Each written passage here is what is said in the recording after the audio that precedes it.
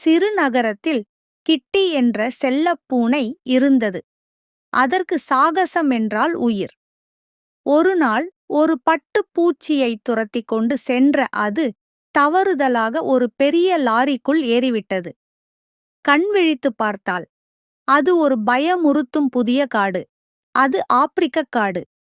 காட்டின் ராஜாவான லியோ கம்பீரமாக ஓய்வெடுத்துக் கொண்டிருந்தான். கிட்டியின் சிறிய உருவத்தைப் பார்த்து லியோவுக்குச் சிரிப்பு வந்தது. நீ யாரு?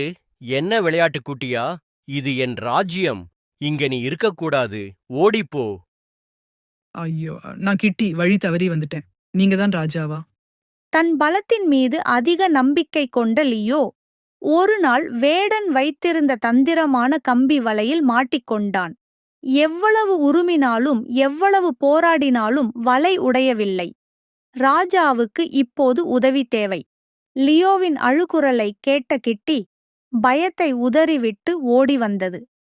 லியோவின் வலிமைக்கு உதவாத இடத்தில் தன் புத்திசாலித்தனமும் கூர்மையான நகங்களும் உதவும் என்று கிட்டி உணர்ந்தது. அந்தச் சிறிய கிட்டி வலையில் உள்ள முக்கிய முடிச்சுகளை பார்த்தது. 1, 2. மெதுவாக விடாமுயற்சியுடன் அது ஒவ்வொரு முடிச்சாக அவிழ்க்க ஆரம்பித்தது.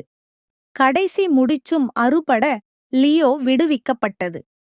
அது கிட்டியை நன்றியுடன் பார்த்தது. உருவத்தில் சிறியதாக இருந்தாலும் கிட்டியின் இதயத்திலிருந்த துணிச்சலைக் கண்டு காட்டின் ராஜா மண்டியிட்டான்.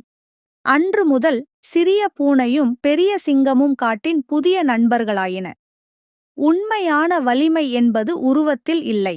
அது நம்முடைய அன்பு மற்றும் துணிச்சலான இதயத்தில்தான் உள்ளது.